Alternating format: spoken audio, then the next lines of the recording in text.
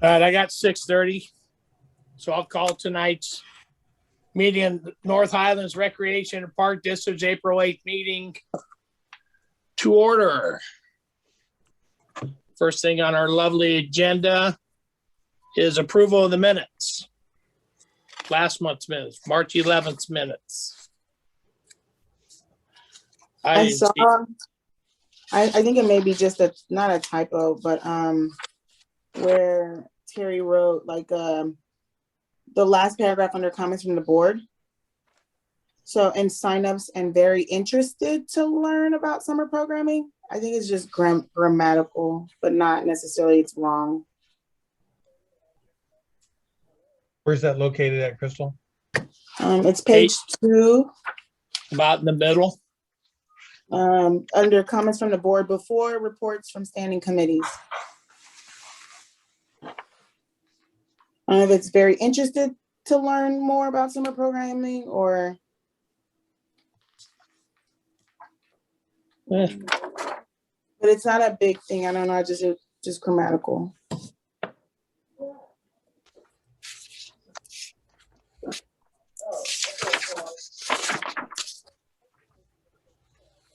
Okay, there's this.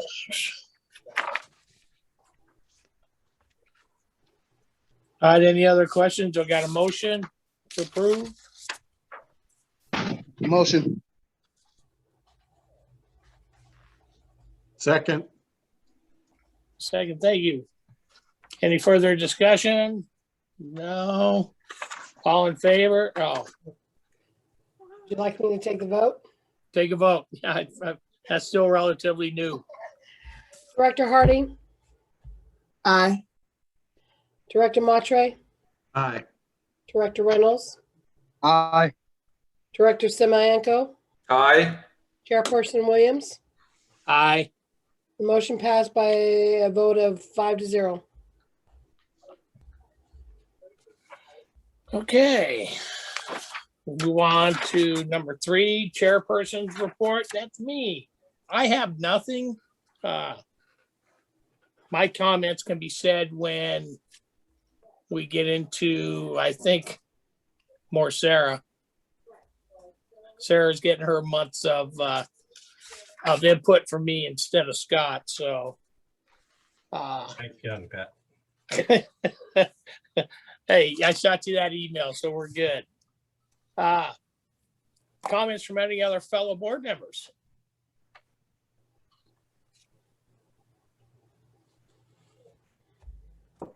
Hey, this is Crystal. Just looking forward to, I guess, second quarter of the year, and all that's in store. I'm super available to help support in any matters of the district, volunteering, even with the summer program or with the distance learning program or wherever you see a need. Thank you. Very good. Doesn't look like anyone else, so we'll move on to standing committees. Now we only had one, the facility development. We will get to that because that's under new business. So, right, Larry? Correct. Okay. All right, then we'll go to number 6, administrator's report. Larry. Whoa. Okay. I just have a couple items here. Just a reminder, we have the started working on the budget, and we have some key dates that I wanted to remind the board of. On May 17th to 20th, we haven't obviously selected a date yet, but that week with the budget, finance and audit committee, which I believe is Alan and Crystal. Start checking your calendars. I'm going to get in touch with you next week and see if we can find a date and time so we can schedule the budget, the preliminary budget. And for the new board members who are not aware, our budget process is we do a preliminary budget first, which is passed by the board prior to July 1st. And then we come back at the August meeting or sometime in August. Sometimes it's, we have to delay it until the county's reviewed our budget. But then we do a final budget in August. So that's the process we'll go through. So anyway, the June preliminary budget will be June 10th or 10th for next fiscal year. And then we'll do the final budget on August 12th. You know, if you don't mind, oh, Alan, go ahead. No, just to add, the reason we do a preliminary budget and then a final budget is because by law, we have to have a budget in place before we spend any money for the fiscal year. But we don't have, like Larry says, the final numbers. So state law allows you to do a final budget after you get your final numbers. I have a couple other reports, but I will wait till they, I want to add two other reports under administrator's report, and that will be G and H. And we'll get to those after we've addressed the other reports under the administrator's report. So that's all I have for right now, Pat. Okay. Scott, Well, outside of my written report, I have two things to add, but I'd be happy to answer any questions you might have on the written report first.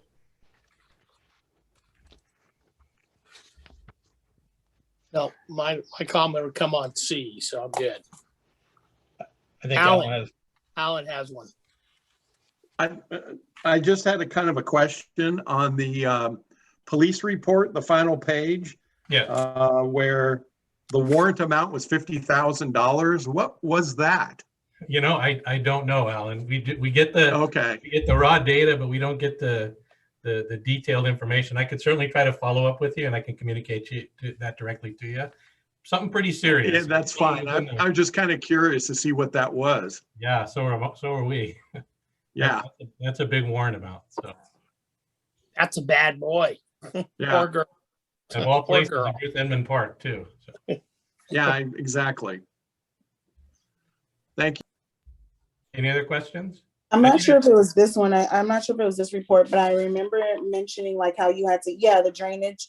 Is this something that we're doing to assess like other drainage or other devices or things that need to be cemented in so we don't lose them or That's they don't generally come up missing? our habit. If we see something that was susceptible to theft, Crystal, we will follow up and check all of them. So someone was pretty motivated to yank that thing out of the ground. So we wanted to make it as hard as we possibly could to duplicate that at other parks as well. So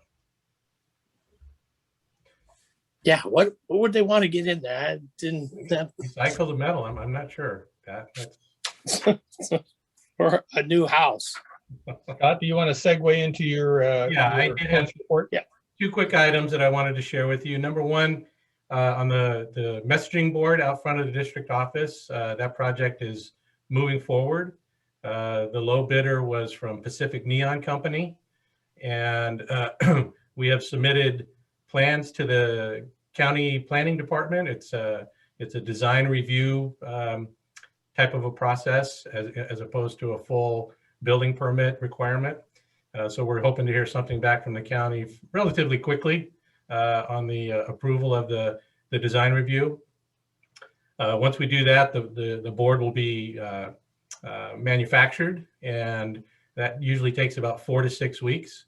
And then installation should be a one-day job. So we are looking forward to having that signboard in place sometime around June, if everything goes well. June, July, maybe at the latest. So we're excited about that. And my second item is, if you recall, for our incumbent board members, our new board members weren't sworn in at the time, a long-term maintenance employee, Doug Van Workum, had put in his retirement request or gave us his notice basically back in November. We announced that to the board. Doug had been with the district over 15 years, and his last position was as park foreman. He ended up leaving right around the end of 2020. He kind of moved his timeline up. He was to be with us until the end of January. Unfortunately, his wife was injured, and he requested if he could leave a little bit earlier to take care of her. She's doing fine, and And we've talked to Doug several times since then, and he seems to be enjoying his retirement.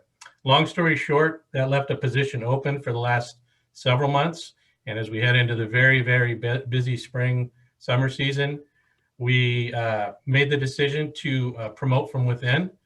We had a part-time employee that started off as a building monitor. And once we stopped having buildings to monitor because of the COVID-19 situation, Harley Riley is his name, stepped up and took on some part-time hours in park maintenance. And Harley's a mature, responsible individual, just a real addition to our part-time staff and now to our full-time staff. So we're excited to have Harley on board.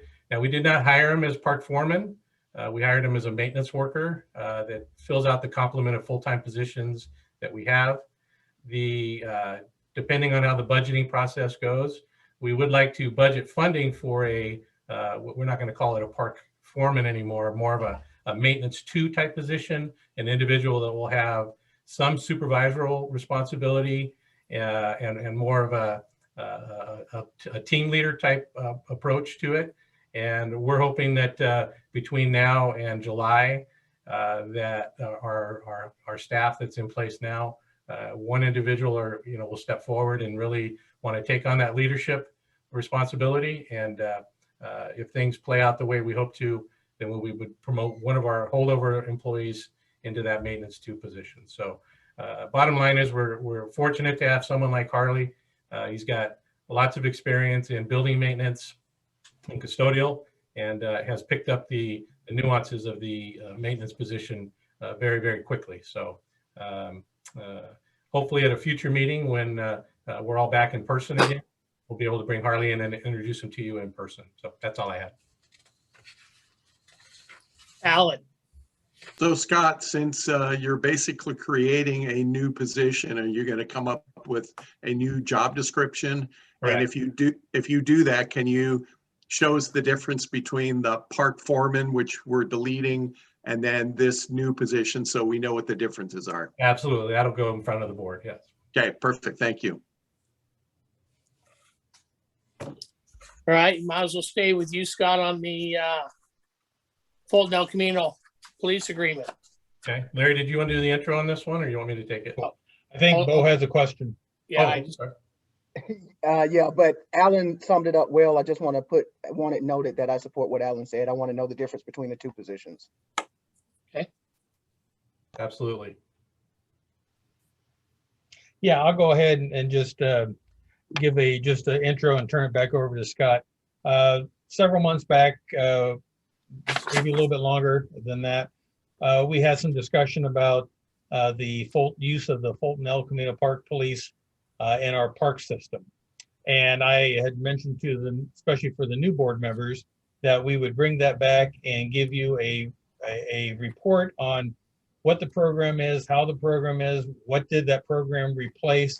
And then when, again, as Scott had mentioned, when we come back in person, we will invite Chief Brown from the Fulton El Camino Police Department to come before our board and give us an update and answer any questions of the board. But tonight we just wanted to give especially for the 3 new board members, an update on what this police force does and why we're using them.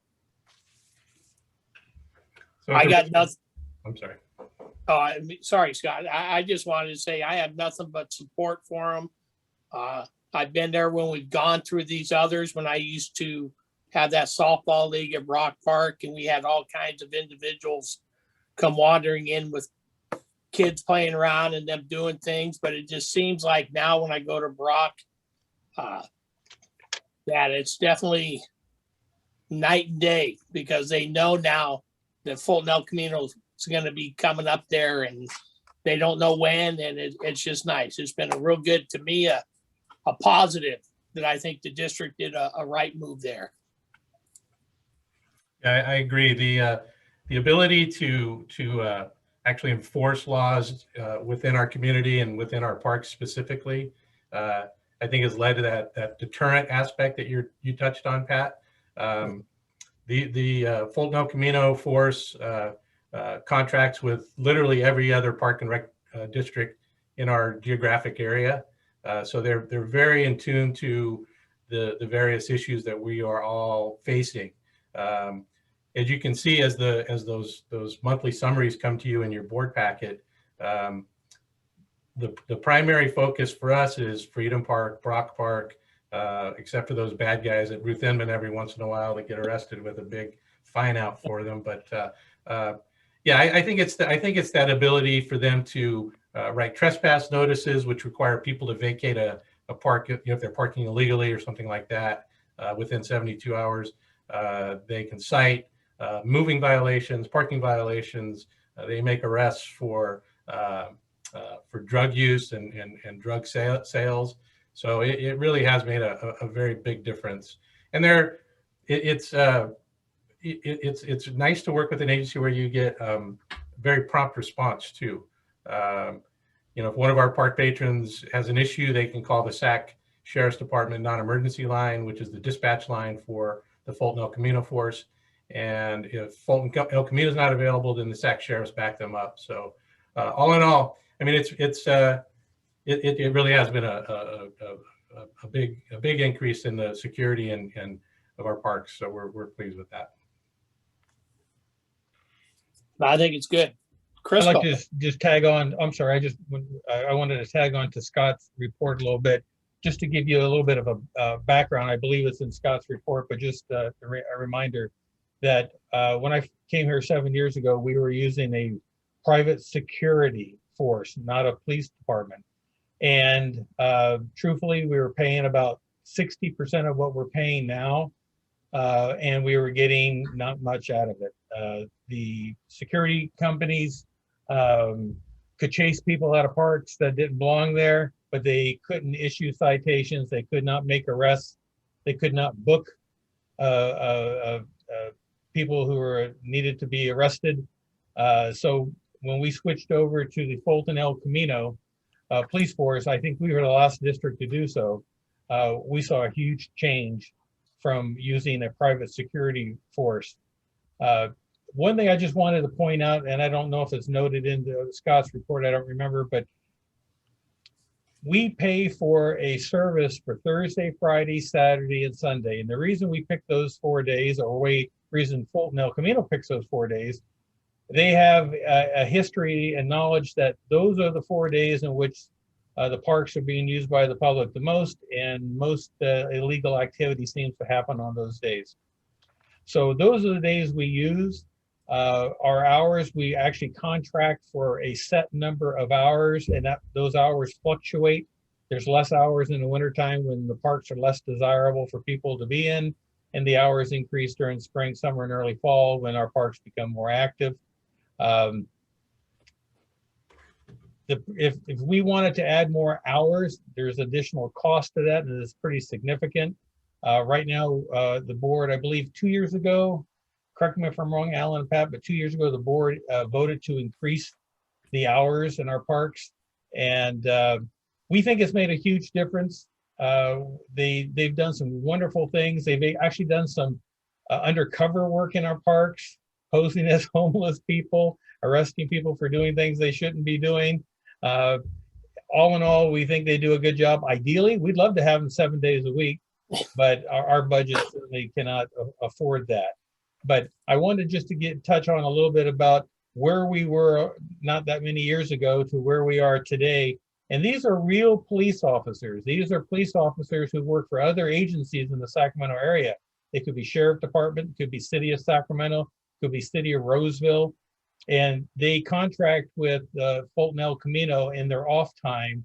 And they have a police chief, and they're actually, their headquarters is just down the street from our office. So I just wanted to give you a little bit more background. And again, just a reminder, when the things get back to normal, we will invite Chief Brown and maybe a member of his staff to come in and give you a more detailed explanation of the services that they provide and answer any questions that the board has. Miss Crystal. Crystal, hold on, Alan.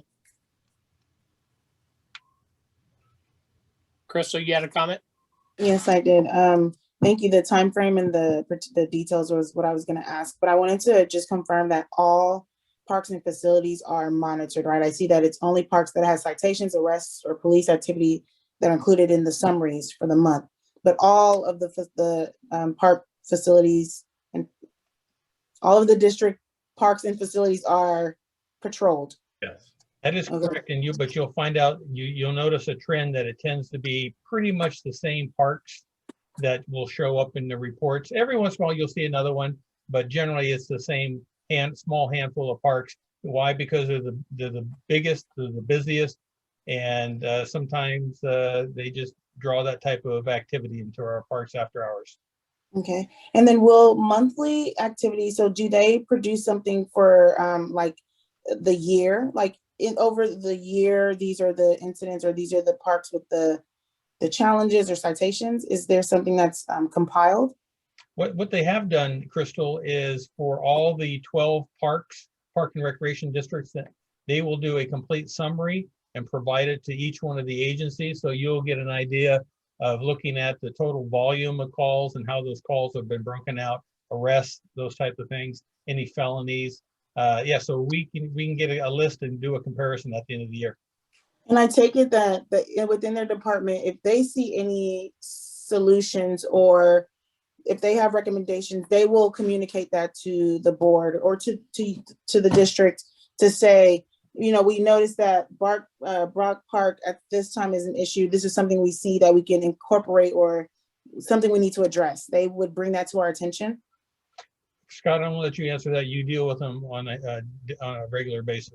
They absolutely do that, Crystal. I'll give you an example. If you mentioned Brock Park, and you know, we've been over the last year or two had a lot of discussions about securing Brock Park in the evenings. We've even ran the numbers on having Fulton El Camino do what they call lockdown or lockouts, where they would send an officer to the park to shut the. We have two parks that have security gates, Brock and Strezick.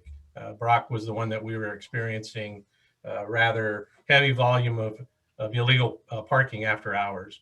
We had a very frank discussion with the Fulton El Camino representatives, and their approach for now, and we're still examining this situation because we haven't come up with a perfect solution yet, but their coaching at the time was to trust their ability to monitor the park to the point where the deterrent of having someone there that could write a ticket or take someone to jail if they had a warrant out or a parole violation, and really the proof was in the results was that they were having an effective impact on Brock Park. So we are not done examining being able to secure that park at night, but we were ready to go forward.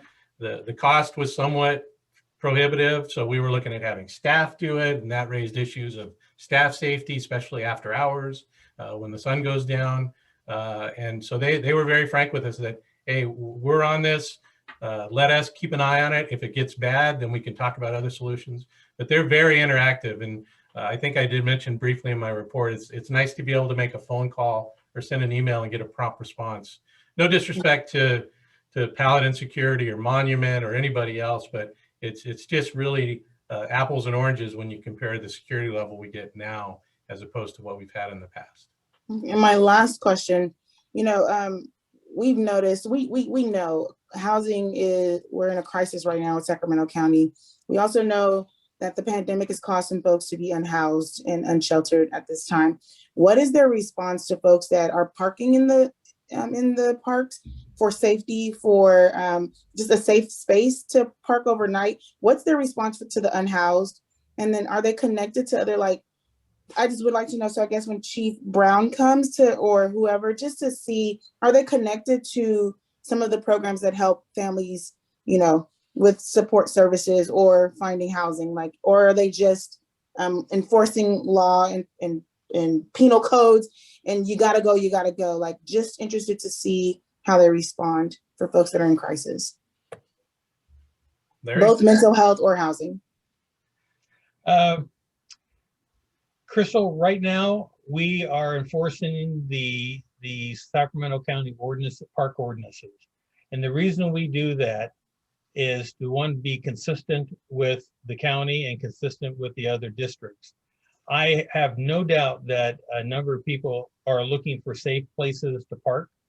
But we also know too, if that's left unchecked, then another element will find its way into that, and then that puts those people at risk.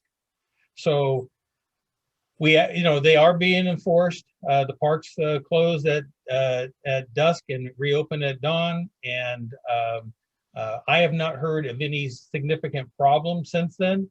But as you probably know, there are quite a few areas in the community where cars go and park. Safeway and other places, Walmart. I see a lot of cars set up there overnight as well. But right now, yes, we are enforcing the park hours. Hold on, Alan, you had a question? Yeah, I just wanted to add that before we had the private security company, a few years before that, we actually had Twin Rivers School District Police monitor our parks. They did an awesome job too, except the problem was after someone read their bylaws in a little detail, they found out that they couldn't contract with us. So it was kind of a last minute thing where we had to find somebody, and that's where we went to the private security firm. And then we went with Fulton El Camino. But for a while before that, for a number of years, we had Twin Rivers Police. And like I said, they did a great job because they were already driving around patrolling schools, and they just drive around, patrol the parks at the same time. Oh, Thank you. I was sitting here thinking what a few things that Crystal expressed, which was the fact that, in the daytime, we have our hours, people are using the parks. At nighttime, they are not being used. How can we help the current issue that we have with homelessness and some other things that Crystal mentioned? So Larry, tell me what I need to do so that I can kind of introduce this longer conversation to the board. Is that something that I should add at a particular portion of this agenda so it can be on an upcoming agenda? But I think it is really worth our time to maybe figure out, because we've got a few of the pieces already. How can we make these pieces work and work well for our community and folks in our neighbors who are unhoused? I would suggest, Bo, that you and I have a conversation offline, and so I can get a better understanding of what you're looking for, and then we can put that on the future agenda for discussion. Okay. Does that work for you? Yeah, okay. That's fine. looks like no more. Then we'll go to the, excuse me, rec report. Miss Sarah. All right, thank you. So just a couple updates on the actual report itself. We did end up under the aquatic section, I mentioned that we were gathering information on the financial documents. We were going to go ahead and proceed with filing on their behalf.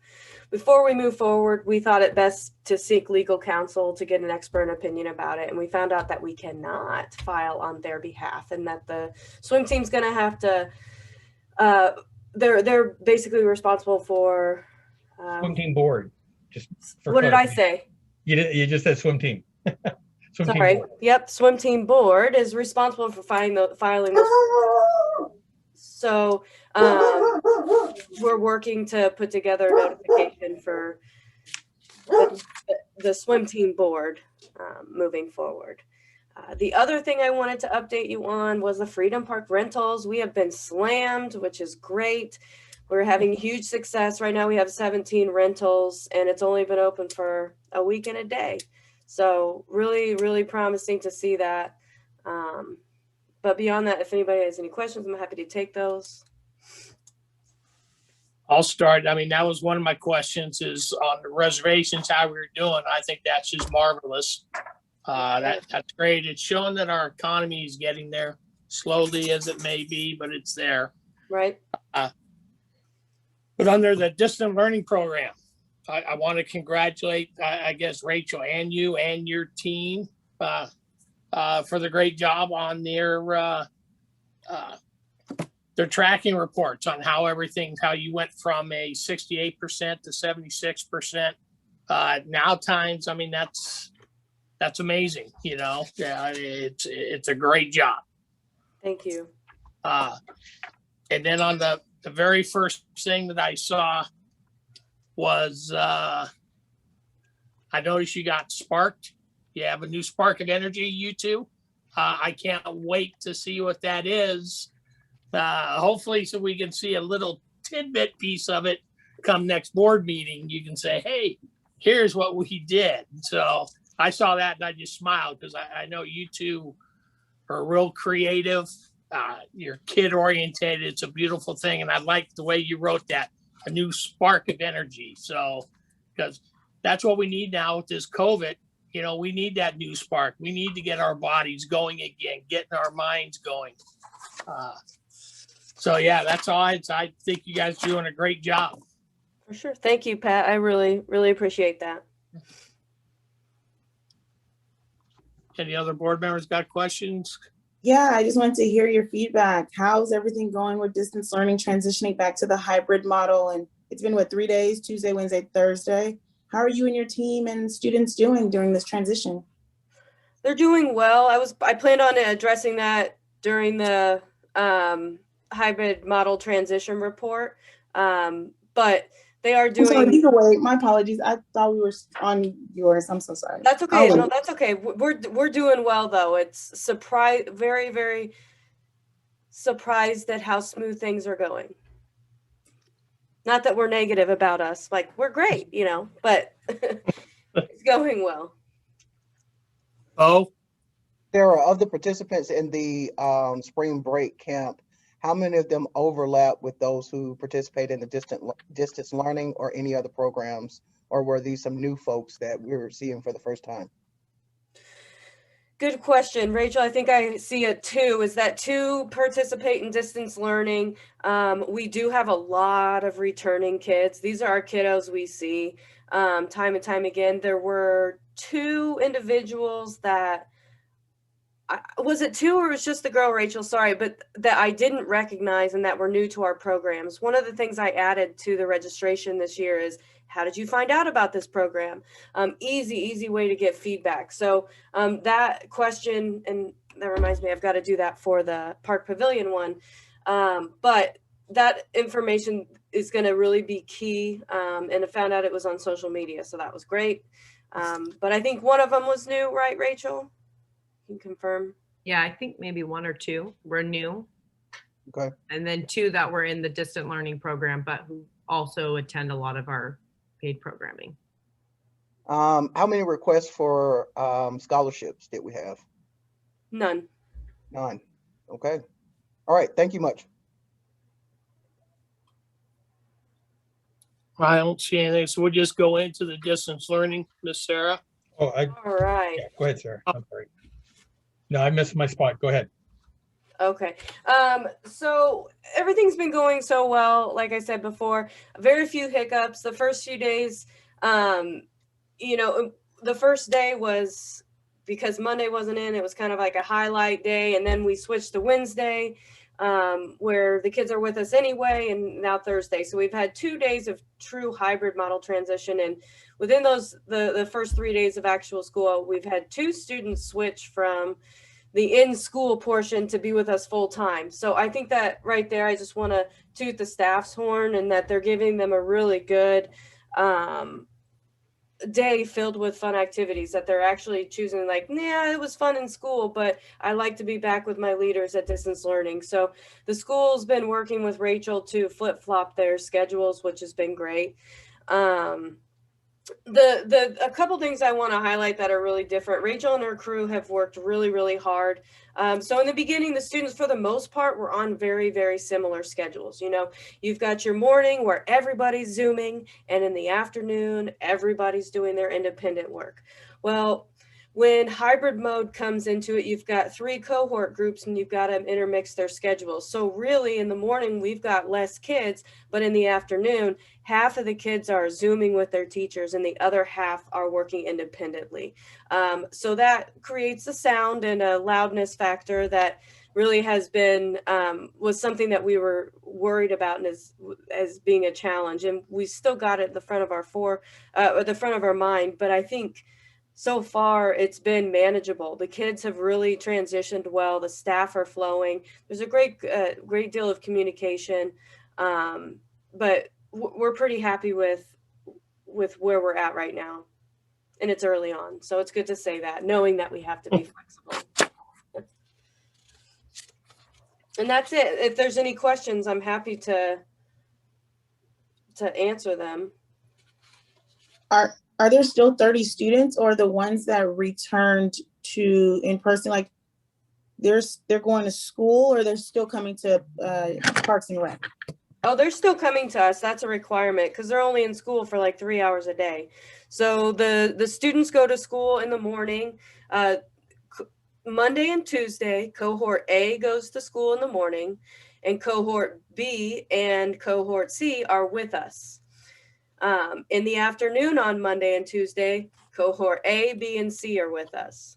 Wednesday, everybody's with us. Thursday and Friday, B is in school in the morning, and then A and C are with us. See, it's complicated. It's a web, and I can tell you, Rachel was in my office a couple times saying, "I just need to talk this out," and she'd say it and really grasp it, because you kind of have to hear it, see it, and feel it before you grasp the entire. It's complicated.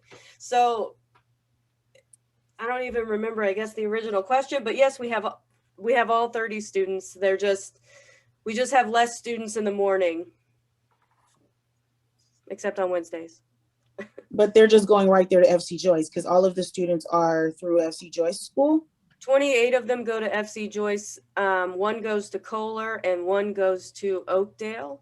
And they are arranging transportation to come to the center after their hybrid days. Bo, you had a question? Yes, Sarah. So thanks for walking through that, because that was my first question. It just didn't, I was looking at it and I could not make it work for me. So I like the way that you explained that, and thanks for the work, Rachel. But I'm not understanding how, can you repeat again how you're mitigating the problem of, the noise challenge in the evening? How's that being mitigated again? I think there's a couple things at play there. There's right away the newness of it. So the kids in general are going to be, the first few days excited, and they're willing to listen, and their teachers are assigning them different things. So there's that. I'm not saying it's going to be all great right now. Our backup strategy is we've rearranged some space in the recreation center so that we can move the homework kids over there for a quiet space. We have some students with special needs, so we've incorporated a peace center in the front of the community center, and going back, we probably need an entire wall worth of peace center space, because the kids love it, because they get some quiet individual time, because it does get loud in there. So knowing that, we worked out with Larry and the rest of the office a good schedule to have the kids in there if needed. But I think the rapport that the staff have with students, I think they all understand that stuff is new, and kids are smart. So just having that dialogue, Rachel being over there communicating to the students that, hey, it's important. We've really got to be a team on this. It's new for everybody. And so that seems to be working for us now. We're hoping the rec center is going to be that official mitigation strategy that's going to help us see it through the end of the year. Thank you for the info. You're welcome. Hey, it doesn't look like any more budget narrative, Larry. Yeah, I don't have any comments other than what I submitted for the budget narrative. All expenditures for payroll, benefits, and supplies and equipment are all in line. So that I'm comfortable with that. Unless there's any questions, I have two additional items that I did add. I want to add to the administrator's report. The first one is the district operations reopening strategy. I think you probably all have heard that Governor Newsom has indicated that by June 15th, he's looking to, quote, reopen the state. Although I don't think that's been quite defined exactly what that means. But I've been talking to other districts. We've been talking amongst ourselves, the staff, about start planning to get the building reopened, to get programs restarted, and those types of things. So we are working on a reopening strategy right now, and excuse me, we will present something to the board. I'll email it to you. We don't even have to wait to the next board meeting. So hopefully within 2 weeks, you'll see a pretty good outline of what the reopening strategy looks like. And it's got to be something that's flexible, because honestly, I think the governor picked a date. I hope he's accurate and that date works, but we also have to be aware that if that date doesn't work, what does that mean and how does it affect reopening our facilities and our programs and those types of things. So we'll be working on that. We're still working on that, and we'll get that back to the board once we have something in place. The next thing I have is probably one that I wish we weren't having this conversation, but you're all aware that the rainfall this year is pretty minimal, and I've been paying close attention to this. And this morning I read that they're predicting that this summer will result in the driest summer that Sacramento's had in over 50 years. And that we are experiencing the lowest rainfall since 1967. Now, I think it was 3 or 4 years ago, Scott, correct me if I'm wrong, but we went through a drought period where our 2 water providers for North Highlands put in severe restrictions on water use.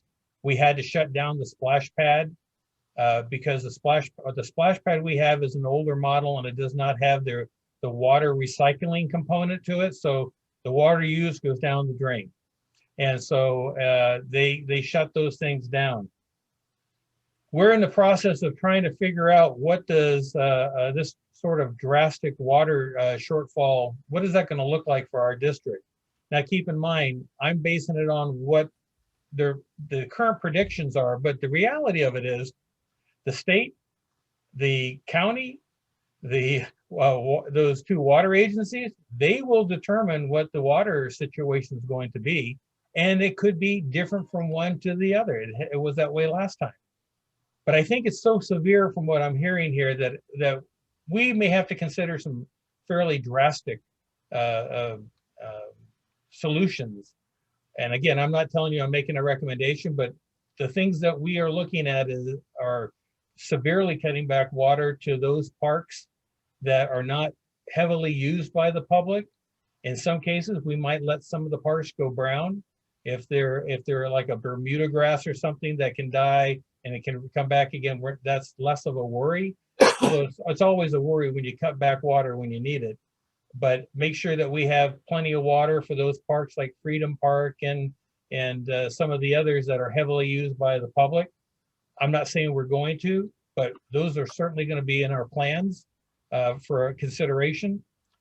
This is beyond significant. This is something that, from what I read an article later, or should be late this afternoon, was that the possible rationing, there could be water rationing to less than 10 gallons per person per day. That's include your washing your clothes, you're using water to drink for your meals, whatever they allow you to use water for, because there's going to be certain things like you can't wash your car. You won't be, I'm concerned about the splash pad. If we got it shut down last time, I highly suspect it'll be shut down again this time. And that means we're going to have a really hot summer with no place for the kids to go and cool off. So this is going to be a tough one. This is going to be a moving target, folks. I think as we get into the summer, we're going to start to see, get in the summer, they've already talked about water rationing as early as the beginning of next month. So the drought season is starting much earlier than it ever did before. And of course, that also means that puts the fire season starting earlier. And I wouldn't want to say that, oh, Sacramento's safe. I think people said that about Santa Rosa and Vacaville too. And I think we learned that you don't have to live in the forest to be in a forest fire. So this is something we're paying close attention to. We're going to put several plans together that will allow us, if depending upon what the government restrictions are, that we can put a model in place quickly. But I highly suspect you're not going to see a lot of really green parks in most of our park system this year. So you'll see that plan. Hopefully, as you know, we'll get that finished in the next couple of weeks as well. Any questions for Larry? Nope. All right. Correspondence, we didn't have any. We got unfinished, so that's a different one. So we'll get to it in a minute. Comments, reports from citizen organization. I didn't get anything before 3 o'clock. So we'll just jump into 9, unfinished business, the district correspondence, Larry. Thanks, Pat. You know, I'm really hoping I'm not making a bigger deal of this than I should be. I just remember at the end of the last meeting when we were reviewing the tapes and the minutes, it seemed like there was still some uncertainty about what type of correspondence we use, how we use it, which is a more appropriate one. And I won't get into all the detail. I think the report kind of spelled it out. But I think one benefit that I saw from this when I reviewed other, other district agendas and city agendas and parks and recreation agendas, what I kind of came to realize is our agenda, the format, should be really looked at. I think that we can improve upon it. And I think in doing so, we will see some clarity around the area of correspondence. Some agencies I looked at had one correspondence section, others might have had 2. Well, we have 4. And I think there's ways that we can consolidate some of this information together, also looking at just different things that we might want to consider adding to our agenda. But what I'm asking the board to consider is, at this point, let's change nothing unless you see something that's very serious and that you want to address it. That's absolutely fine. Because I plan on bringing back a report to the board in May that will address the various agendas that I think are agendas we might want to consider emulating or pulling things from to create our own. I might even give you a sample one to consider. And I think in doing that process, I think that we'll come up with a better solution of how we handle either internal or external correspondence coming to the board. Does that make sense, or am I just talking around in circles a little bit? I'm not trying to, but I know it's not an easy thing to kind of get your arms around. I got a question. I wrote here, I like the format. We've had this format for as long as I can remember, even when I was president of Brock Park out there at that league. You know, this COVID is, and I think that's where it is COVID is making us look at this. I think if we want to do anything to where we put it, it'd be just like we've done with some other of our policies, some amendments. Well, we'll amend it some way, I think. But the format we've had for years has worked fine. That's just my opinion. So I just wanted to make sure that I put my 2 cents in on that one. So if I could respond to that, Pat. Yeah. Would you be opposed to at least us addressing this issue next month and showing the board options that you may not like the entire agenda, but you might see something that some other agencies doing and you go, hey, that would be a good thing to have on our agenda. That way the board can decide if they want it or they don't want it. And if you want to stay with the same agenda you have now, you certainly can do so. But if you don't want me to work on this and prepare a report and bring it back to you, I don't have to do that either.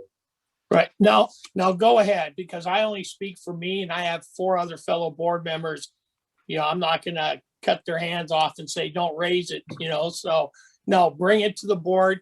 Hey, you know, there's no such thing as, you know, you can't always be a 5-0 count, you know?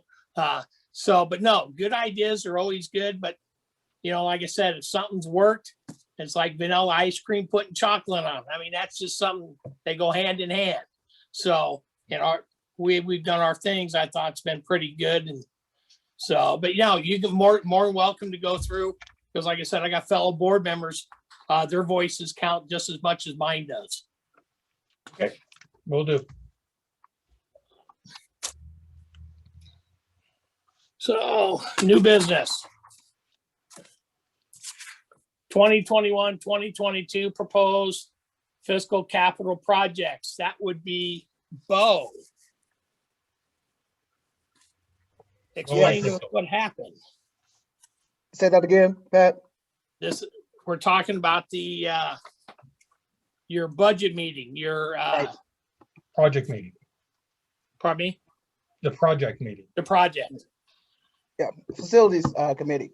So we met on March 30th. Am I right, Larry? Yeah, Correct. it was the 30th. Larry, Scott, Crystal, and I. I learned a lot, and most of what I learned is I have a whole lot to learn, left to learn about the budgeting process because, so first of all, the staff recommendations, both Crystal and I, no, let me just speak for me, and then I'm gonna ask you to speak, Crystal, okay? During the meeting, I didn't see much to oppose. More of my questions came around thinking ahead and thinking 10, 15, 20 years down the road. I know that we have ADA that we need to be concerned about, as well as the master plan coming up. And then there are things like what we just mentioned, you know, seeing droughts every 4 or 5 years. You know, when we're building these new parks, how are we thinking about it as far as the grass that we put in, the flowers, the trees, all of that kind of stuff? How are we disposing of some of this equipment when we're making changes to our park? So overall, as a being a responsible group in this community, what is our carbon footprint? How are we reducing that?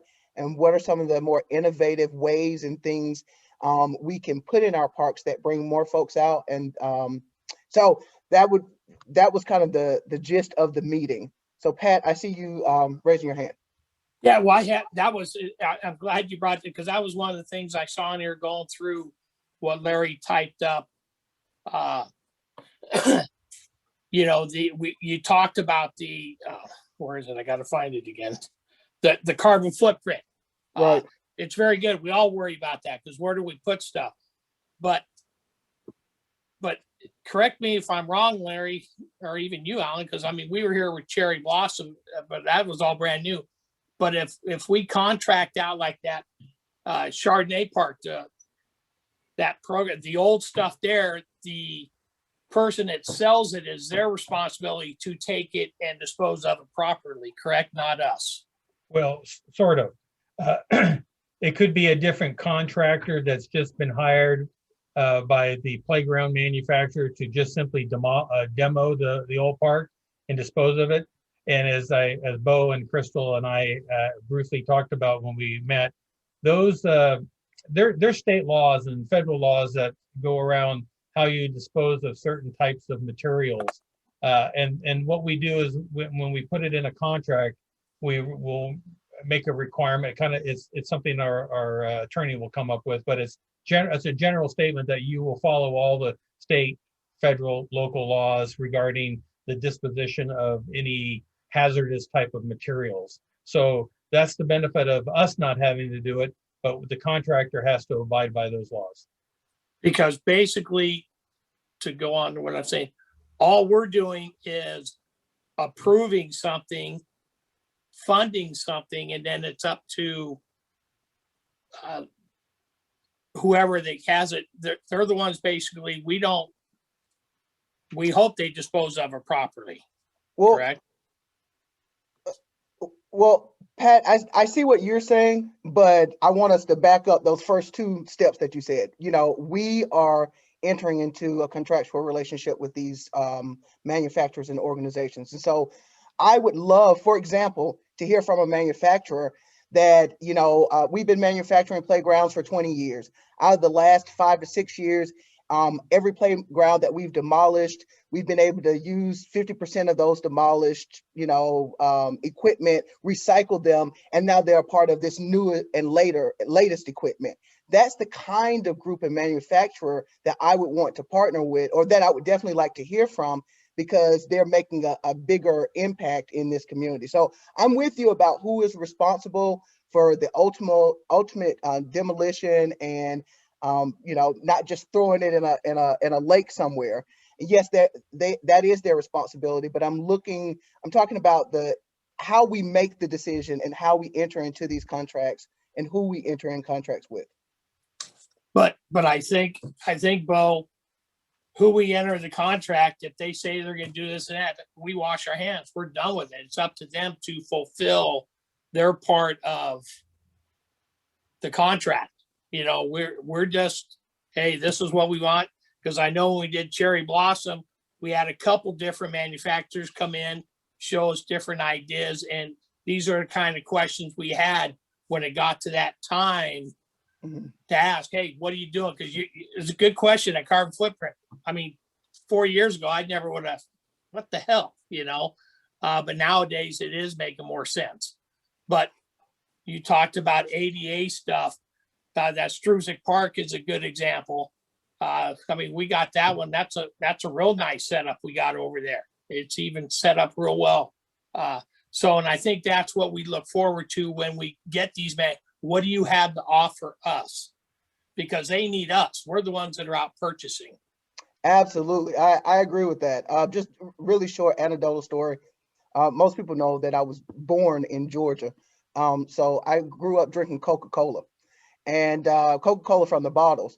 And so one day I went to the store to buy a new book bag, and I was going to get the JanSport book bag that I was used to having. But right next to that book bag was another brand. I can't remember what the brand was, but that book bag was made with 20 recycled 2-liter bottles. And though I should have just stopped drinking the soda, period, though I should be recycling, I chose to buy the book bag that was made out of the 20 from the 20 plastic bottles. I felt like that was my little bit that I could do to reduce my carbon footprint. And so I'm with you, Pat. These manufacturers, they need us. And so now I'm saying, let's start to be clear about what kinds of equipment we want in our community. So I agree. think that was the conversation Larry and I were having. Yeah. Perfect. So Crystal, I want to see if, I know that I didn't go over the whole meeting. Is there something you would like to add and speak to the board about? Just a point of clarity. I know we talked about a few. So on page 2 in that report, they list out that future funding, or provided funding is available for 2022, 2023. I wanted to just ask, how did we decide that maybe Chardonnay Park, approximately 25 years old, as opposed to Ridge Point Park? But, like, how did we decide that being, like, is it based on usage or just the time frame, or like, how do we add a Ridge Point Park update to this year's budget, like on one of these priority projects, and not for future funding? Sure, that's actually, Crystal, I'm glad you said that one. That's an easier one to probably respond to. Chardonnay Park is a district-owned park. The one at Ridge Point is actually it's owned by the Twin Rivers Unified School District, but contractually maintained by our district. And that contract, I just reached out again to, I got her name right here, Kristen Coates, who is the Chief Business Officer at Twin Rivers, to remind them again that it would be a good idea that we sit down in the near future. We got a little bit of time. We've got about a little over 2 years left on the current contract, but we had a contract, Scott, do you remember, was it 25 years? Oh yeah, 1984. So it's 40-year contract, I guess. That contract is going to expire. So you have a playground there that's not actually owned by our district. We just maintain it. One of the things we want to be careful about, since we have an expiring contract, Twin Rivers could easily say to us, you know, it's been a great partnership over the years, but you know, we'll go ahead and maintain our parks ourselves, which means you guys can no longer, you know, have rights to use the gym, which the cafeteria, which is what we've been using, and that was the trade-off. Because we in my research, we found out that our district paid well, it wasn't Twin Rivers at the time, I think it was Grant Unified, $250,000 contributed not only cash but also land to Ridge Point School, because they did not have enough land for the state to allow them to build a school. So in this partnership we had, we gave them money, we gave them land, and in return they gave us rights to use a community center, or excuse me, a cafeteria for the duration of the contract. Well, that contract's expiring in a couple of years. It would not make fiscal sense for our district to go spend $50,000, $60,000 to replace that playground and then have Twin Rivers say, thanks, appreciate it. Now, that's why I would like to work with Twin Rivers now. There's nothing that says we can't create a new contract, void the last 2 years of the current contract, and then doing so, I would also ask them to share the cost of any future capital improvement, because they're the direct beneficiary, because it's their project. I mean, it's their property. So I don't know, I'm getting a little wordy here, but the point is, we don't own that. They own that. And you're referring to the small plot of land on the corner? Yeah. Not the one inside of the gate in the school? Small one on the corner. Okay. Yeah, that's their property. Okay. So, and then, go ahead. So I'm just going to say again is that I think once we sit down with them, I'm hoping to see an interest on their part to want to continue the relationship. And if it does, I'm sure that, you know, we'll be able to find some sort of agreement that's going to work for both sides. So the answer to you, the other part of your question is, why did we pick Chardonnay? Well, I think that you saw in the initial report, we have 3 playgrounds that are quite old, and we're only recommending doing 1 this year. We're actually looking to do a quite extensive playground. And if you take out Chardonnay, then it's really you're picking one and not doing the other one this year, but that doesn't mean we won't be doing that one next year. So coming out of this subcommittee meeting, we want to support the recommendations made by the district staff. As a committee, we want to continue conversations with Larry and Scott, because we need to understand the overall budgeting process, when we need to start making decisions about who gets what, when, where, and how, and how we also look at these varying lenses. And the last thing is that I don't know if this came through in the summary, but we've got a few balls up in the air, and I don't want us to just look at them individually. I really would like for us to figure out how we make sure that we're piggybacking and support. For example, when we are replacing equipment, we know that they have to be ADA compliant, but we also know that we need a new ADA strategy. And then we're also going to be looking at a master plan that could guide our work for the next 15 to 20 years. And so I don't want us just to be plugging holes in the dike. You know, I want us to really be thinking about how we build on this, how we make sure that these dollars are almost recycled, you know, that if we're spending $1, it's also meeting the needs of these 3 and 4 different plans that we have. So that's all I have. And the rest of the conversations will happen with Larry and Scott offline. And to be clear, Pat, we're recommending moving forward with the recommendations of the staff. The funding recommendation, Larry? Yes, there is just one caveat to this, and I mentioned this to both Crystal and Bo when we met, that in the event we find out later this summer that we get a Prop 68 park grant for Sierra Creek Park, that's going to require us to come back and meet with this committee again and kind of reevaluate our workload. That's a project that's really going to take 2 to 2.5 years to complete that project. It's quite large. It's much more complex than replacing a playground. And we got to have public, we got to hire a landscape architect. We got to have public meetings and have all the conversations that Bo mentioned about, carbon footprints and meeting with the manufacturers and finding out what the type of product they provide. Well, anyway, we have a timeline on that project, on that grant, that said it has to be completed by a certain period of time. And we had to give them a timeline. And I gave them a timeline that has our project being finished about 8 months. And I built some leeway in to the schedule, but we have it scheduled to finish about 8 months before the deadline. So if we get that, like I really hope we do get it, that's a good problem to have. Is to say that, gee, we got $3 million. We got to sit down and figure out how we're going to spend it on this park. So I just want to put that out there as if we do get funded, then we're going to have to return and take a look at this list and decide, what's really feasible and to get done and what is not. But we'll worry about that when we find out about the whether we get funded or not.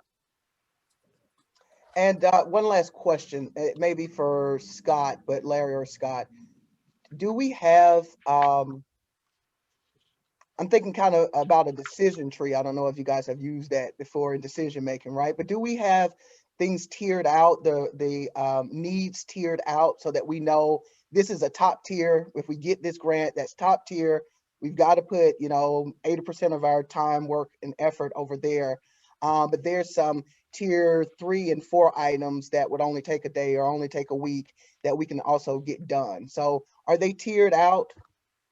They are not tiered out, but I think it wouldn't be very difficult to do that. But that's the approach that we would come back to you and say that, look, of the 8 projects that we proposed, some of those are simply letting contracts out, like the concrete work in the park for the pathways. Mm-hmm. Well, we're not physically doing that work, but Scott would have to put the contract together. We'd have to put it out to bid, get the bids, award the bids, and then give them a timeline to finish up. Same thing with the ADA doors, the ADA transition plan. That's a kind of a similar thing. Once we get it going, there's going to be a lot of inspections and those kinds of things. But we're going to, I'll use your term, we'll tier those out. We'll prioritize those and say, look, these are the top priority things we have to work on now because they take longer, they're more complex, versus those at the bottom that are not. Right. Or put us in some kind of financial jeopardy or, a risk. There will have to be a risk analysis to that as well, I'm sure. Well, just so you know that the funding mechanisms that we have in place are actually ours, and we control those. And as Alan and Pat knows, over the years, sometimes we've had a couple projects for one reason, like last year, perfect example because of the COVID, that we could not do. Well, those funds just roll back into the account again, so we don't lose any money. Right. Thank you. All right, no other questions. So there's no action on this, Larry, right? No, the action will take place when we bring the preliminary budget, and these items will be built into the budget. Yeah, okay. All right, 10B under new business, reopening strategy, the recreation.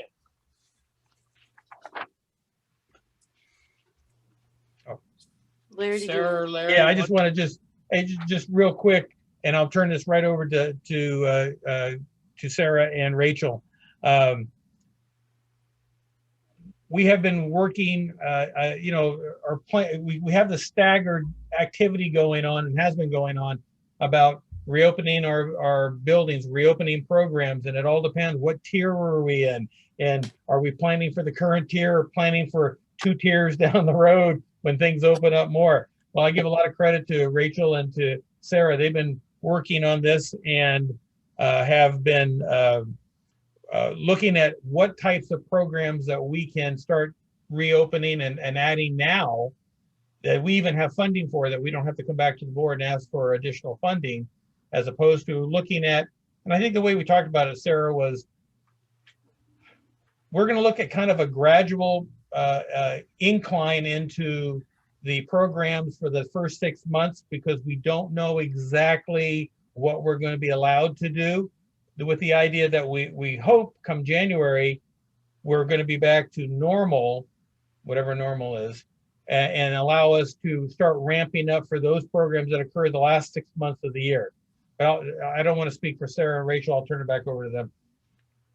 No, thanks, Larry. Yeah, that's correct. We were looking to kind of gradually roll into it. I think just as everybody, start slowly and move from there. But with the recent information that we received that June 15 is the target date, I just want to be clear that that's not going to mean that all the restrictions are going to be lifted. There's still going to be a number of guidelines, recommendations, and strategies in place to ensure safety for, the gatherings of people. So as we move forward, Rachel and I discuss a lot about, what are the challenges of reopening, and we really boiled down to two main things that we see being hurdles that we're going to have to overcome as we begin to open. And that's going to be, what has the financial impact been for the community members of North Highlands?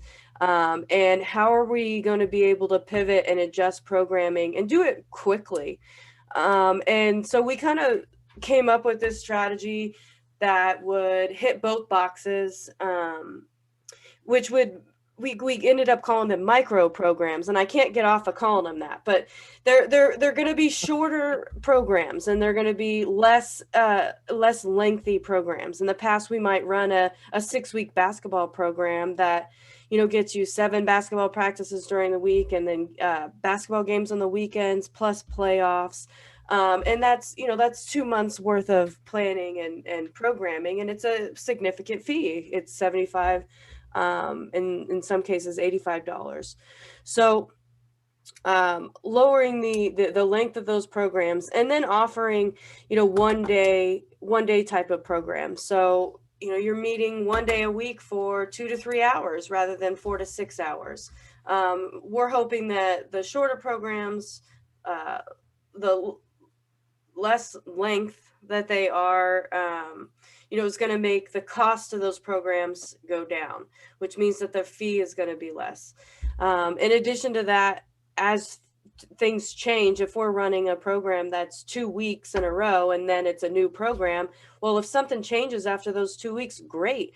Then we can offer a program in this way that offers more in person, and or allows us to have larger groups and have more flexibility. So to kind of sum up, we're hoping that the shorter and smaller programs are going to have the greatest impact upon generating participation amongst community members. So it's like a gesture of goodwill. It's in a way of giving every single person that participates a scholarship by doing it this way. So what I'm kind of requesting with this information is approval to offer some program subsidies to lower that cost even more. So that way we can have larger groups of participation, kind of get our faces out there and relaunch what it is that we do here in North Highlands. Because I think that, people need to get back out there, and we've already proven over the last, what are we, close to 30 weeks with distance learning, that we have a good grasp on how to do things safely. We've got a dedicated staff that are going to be looking for things to do as students move into summer break. But we're hoping that these subsidies are going to help us in moving forward. So if there's any questions, I'm happy to take them. Or Larry, if you thought that I needed to touch on something, I'm happy to expand upon anything. Well, we go ahead and let's answer some questions first, and we can clarify. Okay. Alan? So I don't have a problem at all with the concept, but I would like to see numbers on what we're talking about. Okay. So then I have a general idea on what we're doing and how that's going to affect our ongoing finances. Okay. Alan, if I could just comment on that. Excuse me, I got something caught in my throat here. Excuse me. I agree with you. And I think what Sarah and Crystal, or excuse me, Crystal, I'm sorry, Crystal, Rachel are working on is the idea that we have this small window in front of us of time, and things have changed so quickly that we don't want to miss any opportunities. So we want one, as I mentioned before, there's no additional funding requested. These are funds that are already in the recreation account intended for programs in the event that we could offer programs. So the funding's there. What you don't have in front of you is a piece of paper that says, here are the 5 or 6 programs that they're recommending, and they look like this, you know, that here's the start date, end date, cost, and those types of things. I think they could put that together for the board. What I don't want to miss out is wait a full month to come back, because they are going to miss that opportunity. I think what I would ask you to do is to treat it kind of like we have before, with one little caveat, and that is, even though we budget for programs throughout the year, we also know there are things that come up that were unplanned, unexpected, and great opportunities, and we don't want to miss them. And so if it fits within the budget and we're not requesting additional funds, and we can find a fee that has already been a fee that's already been approved by the board, then that kind of meets all those components.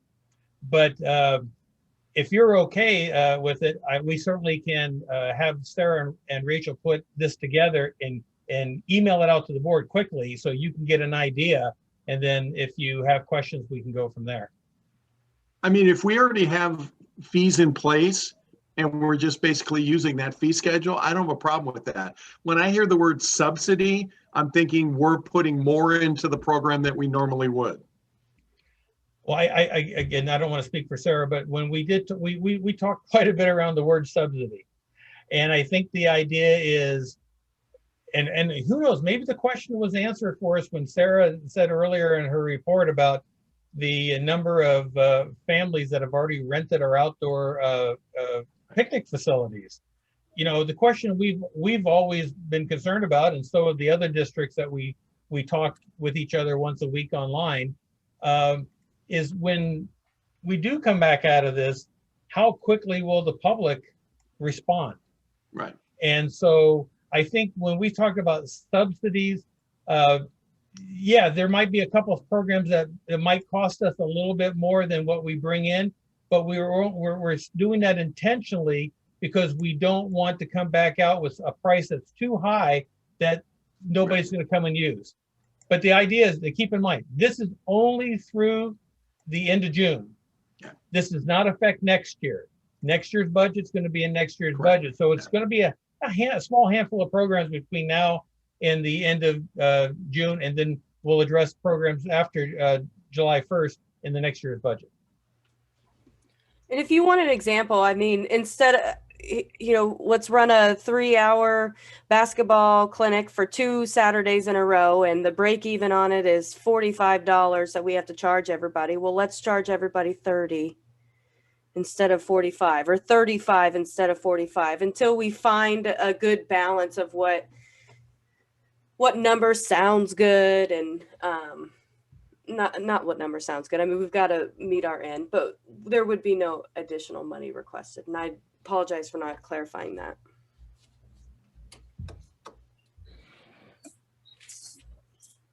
All right, well, thank you. No, that's, Wait, I I love it. I'm excited. This is what I'm asking for. We got to do something, and I love that we're starting, even if it's small, like you said, maybe intimate groups, smaller sessions. Let's do this. What just confused me is this is up until June. So is this like after school program, or after hours in the evening, or like you mentioned, Saturday, like Saturday sessions and things like that? Or are you still drafting your plan of like what to offer? There's still some planned drafting. I mean, Rachel and I have some concepts we've been throwing around for ages. I mean, we did a lot of planning during COVID quarantine, and so we have a lot of smaller programs that we could run, and we also have our larger programs that we use as a model. You know, I think most of them are going to fall on weekends, but that doesn't mean that we wouldn't have a weekday program. I'm excited. How can I help? How can I sign up? Please, I want to help. And then I'm interested to know, what's the staff capacity? Are we recruiting from colleges and universities, and they're on break as well? Like, well, I guess that's summer. But I'm wondering, what's the staff's capacity to host some of these sessions? And is there a need to recruit more volunteers or more opportunities for college and high school students to serve as volunteers or interns or just a stipend position? Right now, we can't have volunteers because of COVID. I mean, so we've got a really good core staff that we work with through distance learning. And one of my management philosophies is try to get people cross-trained as much as possible. So if you've got someone that can work with the kids, great. I bet they could pivot and do something and lead a group in a class. We've got a couple musically talented young guys that we could easily throw together a quick music session or quick music class. So we're really going to pick and pull from who we have, because there are ride or dies. They've been with us through this entire thing, and they know our policies and procedures as far as COVID goes. And I've got a really talented guy that my sports guy, Eric Stills, he's still with me, my guy, Eric. He and I have been meeting over the last couple of weeks about sport opportunities, and some of our distance learning kids, they're not kids, adults, staff members, they're athletically inclined. So, I mean, we have a lot of options. It's just a matter of, getting the ball rolling, which, we already have. So. And I love it. I would just encourage you to think about the assets and organizations that are in community that you can collaborate or partner with, or they can offer a certain piece of it, and you all do facilities or things like that. And then is the district eligible to apply for programs like the Sacramento County TOT funding or sponsorships for food or drinks or basketball equipment or any of these other things? Do we pursue additional funding opportunities that exist outside of those major big grants? Yeah, we've applied for TOT 3 out of the last 4 years. Yeah. Luckily, we got spoiled. We got funded the first time we applied, and then we didn't get funded after that. I don't think anybody's going to tell you. I don't think any of the supervisors are going to tell you, but I think they're trying to spread that money around so, certain agencies aren't. And if you look over the last 3 or 4 years, you'll see a couple agencies that continue to get funded, but it seems to be new agencies every year. So I was happy that we got funded 3 or 4 years ago, but we'll still continue to apply. My last question is, Sacramento has this big day of giving, and throughout the year, there's just different Giving Tuesdays and all of these things. Does the district plan to participate in any of these call to action for community members to contribute or donate or build the scholarship fund? Is that a conversation or open to discussion? We're not a nonprofit, and Big Day of Giving is nonprofit. That's asking for donations for a government agency. And we already missed the deadline to apply, but what I'm saying is there are organizations that are already starting to ramp up their check us out, this is what we do, support this mission, call to action. I'm saying is, even if we're not a 501c3 or nonprofit, we are an agency that serves community and people. We do want to contribute to the health and well-being of our community members. Is there anything that we can do to kind of get more attention, even if it's a social media clap, follow North Highlands Parks and Rec, anything that we want to bolster more attention or engagement to the district? Well, Crystal, you're asking lots of good questions. We're as I think if you look at what we've been talking about for the last 20 minutes, we're trying to come out of something where we've had no programs and no services for 14 months, and basically 14 months. And so we're trying to ramp up. I'm sure that we will begin to address a lot of those things that you mentioned. But right now, we're just, as Sarah and Rachel have talked about, these micro programs, we're trying to just kind of get our feet wet a little bit, find out where the interest is, and then be ready to go, this summer, hopefully with a full complement of programs. And then by January, be adding new programs. It just takes a little while sometimes. We have just limited resources. Thank you so much. I really appreciate it. My last question is, we're speaking about reopening strategy. At what point do we talk about summer after June? Like, when should we bring up any of those like summer stuff? Is that the next board meeting? Is that something that we do like offline? I'm not sure what you mean by summer stuff. Like after June. So you mentioned the micro programs kind of just okay. starting now in June to start it off. Right. So We have a reopening strategy. When do we start having conversations about summer? You're going to see that in the preliminary budget in June. You'll get and I have to admit, you're going to get a lot of budget numbers, and you'll have discussion of programs. When we come back for our final budget, we do a couple things. We start putting in the narrative for the programs, and we also do a annual fee schedule, and that gets adopted by the board at the final board meeting as well. So you're going to see, likely you're going to see the first mention of programs and activities that are planned for the next fiscal year from July 1st till next June 30th. You're going to see that in the preliminary budget.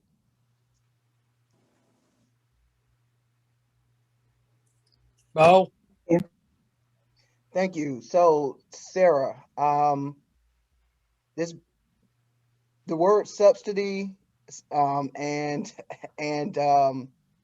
the timeline has gotten me thinking, how do we know what may keep people away from our programming?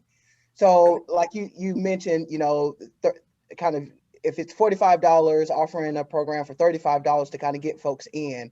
But also this pandemic has had an economic impact on families and within this community.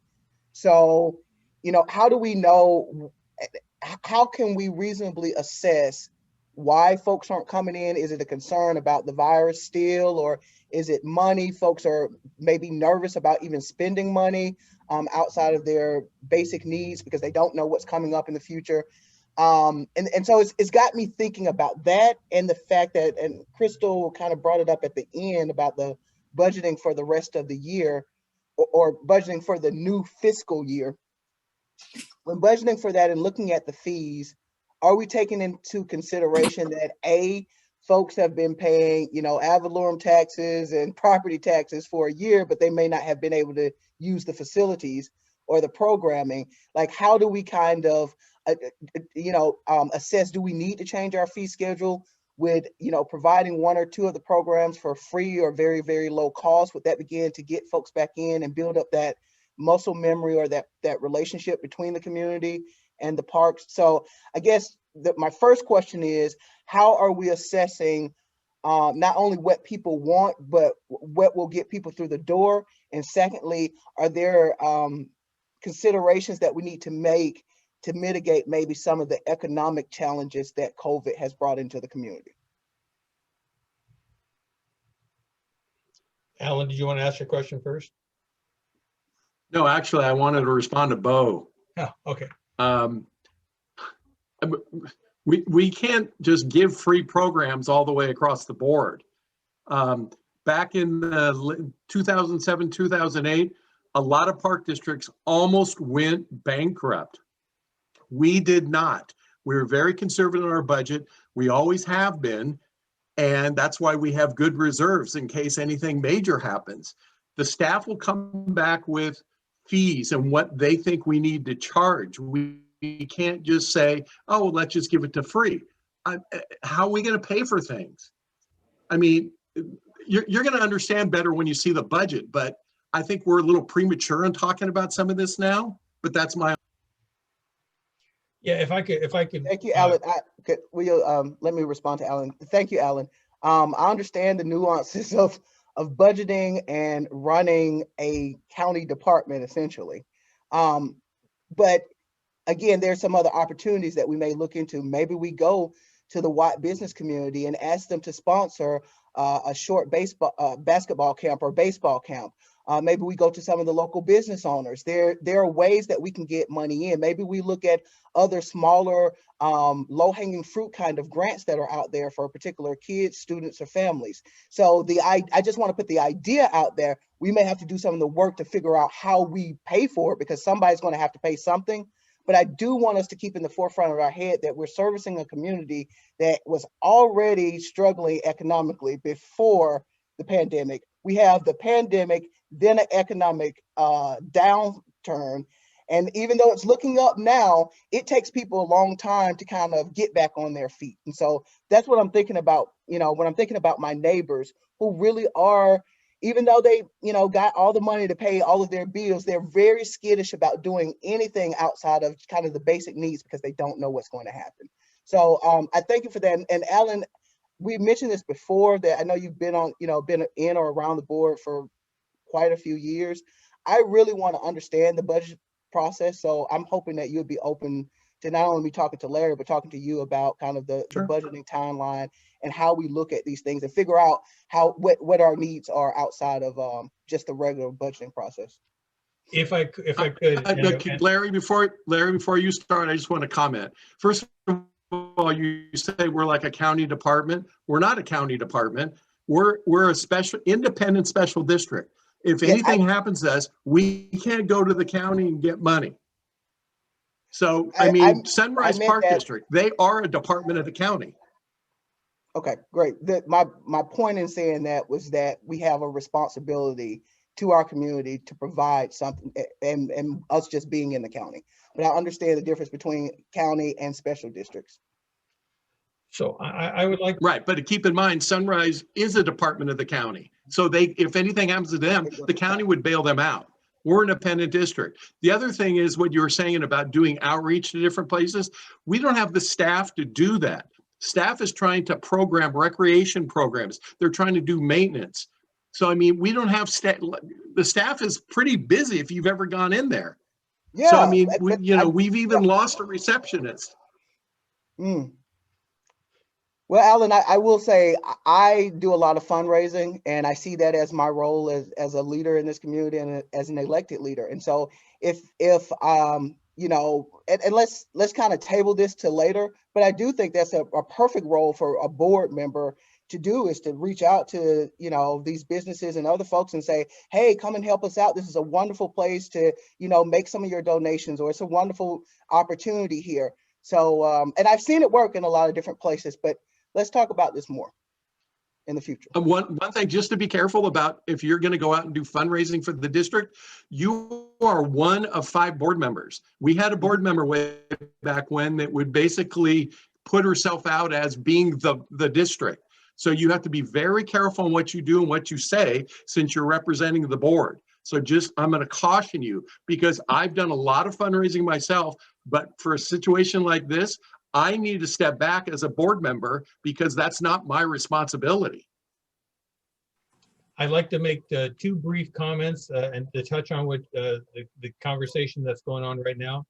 First of all, Bo, you're mentioning about the fundraising, and Alan just touched on it too.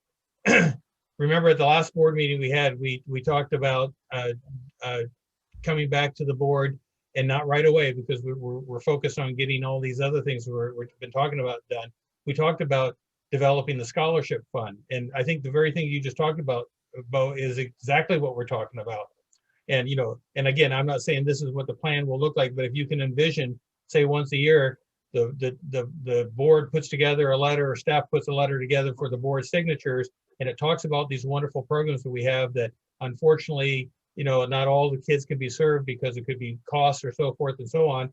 And we're asking for the community to donate either cash or in-kind services, those types of things. So we will be addressing that in that kind of that venue.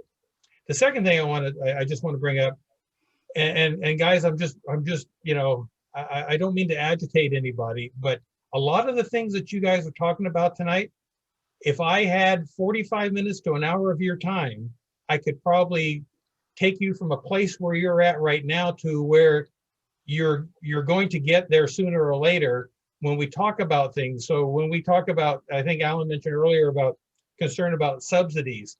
Well, I could do a whole conversation around, we do subsidize every single program we offer. See, unlike say Sunrise, which has to build in overhead for their administration, they build in overhead for their facilities, they put in PG&E or whatever it is they're into their programs. As other districts do, We don't do that. We do what they call soft costs. There's hard costs and soft costs. We build our programs around soft costs. Those are the basic. What are the staff costs? I mean, to run the program. What are the materials and supplies that are required to do that program? What are those costs? That's what we then go back and charge the kids or families to participate. So I share this with you because I know we've been talking a lot about, you know, having meetings and stuff. I am, you know, now that the grant has been put to bed and we're waiting to hear some good news, hopefully, when you have the available time, I will give you as much time as you want of myself, because I think that sitting down, if it's you and I and Crystal together, or you and I and Max together, I can't have 3 of you, but I could have 2 of you or 1 of you at a time. You'd be amazed how quickly I could take you from the level you're at now. And I say take you to the level, I'm talking about helping you better understand the kind of the foundation, the floor of where this organization is and what we do and how we do it and how we want to address some of these issues that you're bringing up, because I think we are doing a lot of these things, but maybe they just don't come out into the right conversation sometimes. And keep in mind, I've seen you, Bo, I've seen Crystal, I've seen Max. I have not seen 2 or 3 of you in the same place at the same time. And we have not had an opportunity to sit down and say, let's talk about budget. Let's talk about programs. Let's talk about, you know, property tax money coming in versus program money coming in.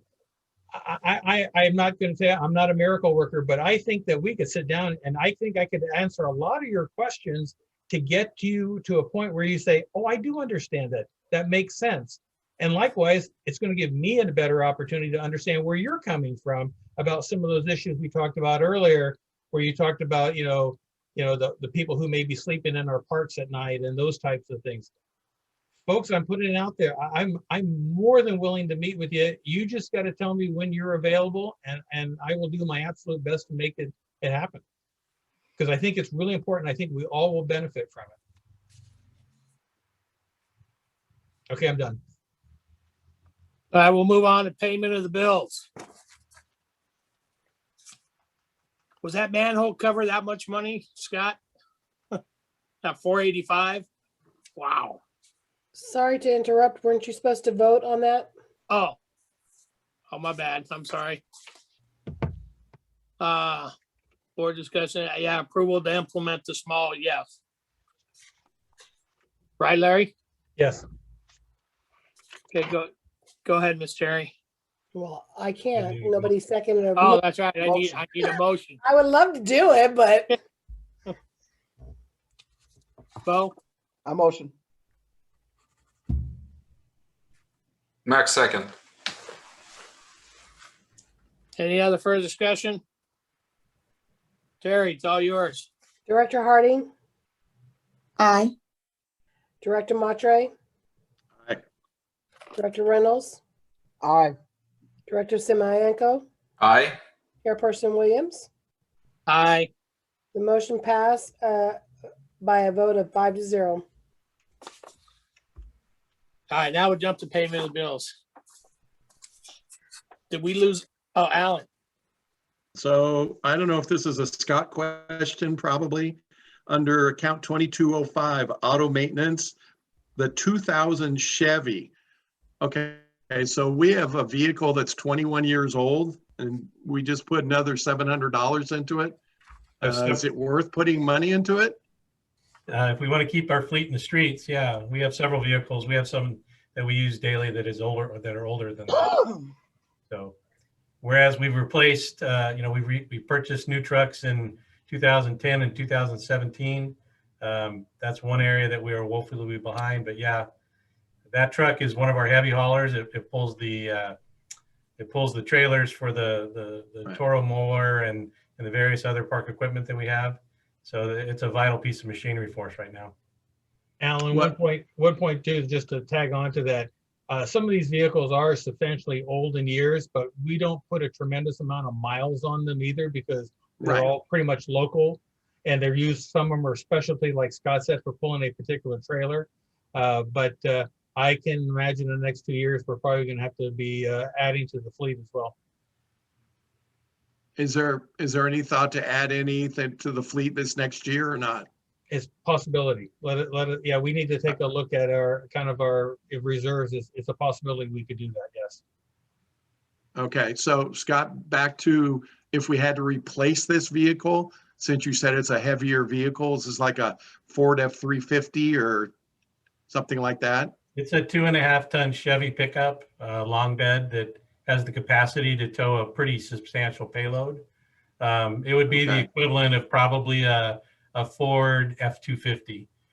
With modern Okay. vehicles, though, for example, we bought an F-150 in 2017. It's a 6-cylinder and it still pulls everything we need it to pull. So, you know, with the new technology, the EcoBoost package that Ford has put together, we've been able to get away with spending a little bit less per truck on the newer ones, and they still give us all the capacity we need to get the heavy lifting done. But yeah, that's one vehicle that probably is reaching its sunset. Okay. We've got a couple of smaller Ford Rangers, believe it or not, that are 1995, 1996 that still are out there every day, you know, taking our staff around. Scott, how old is Old Blue? Old Blue is 1983, but it is no longer part of the fleet. It does run. It will start. It will start with a jump, but yeah, we've got a couple trucks like that are no longer part of the daily operation. And what happens to those when they're no longer Surplus. surplus? Okay. Yep. I mean, okay. No other questions? Do I got a motion? I'll make a motion to ratify payment of the bills. Both for the CFD and for the district. Harding seconds. Any other discussion? Terry? Director Harding, Aye. Director Matre. Aye. Director Reynolds, Aye. Director Simayenko, Aye. Chairperson Williams. Aye. Motion passed by a vote of 5-0. All right, meeting's adjourned. The next regular board meeting of the Board of Directors will be May 13th, 2021 at 6:30. Hopefully in the North Hines Recreation Center, 6040 Watt Avenue, not Zoom. I'm hoping.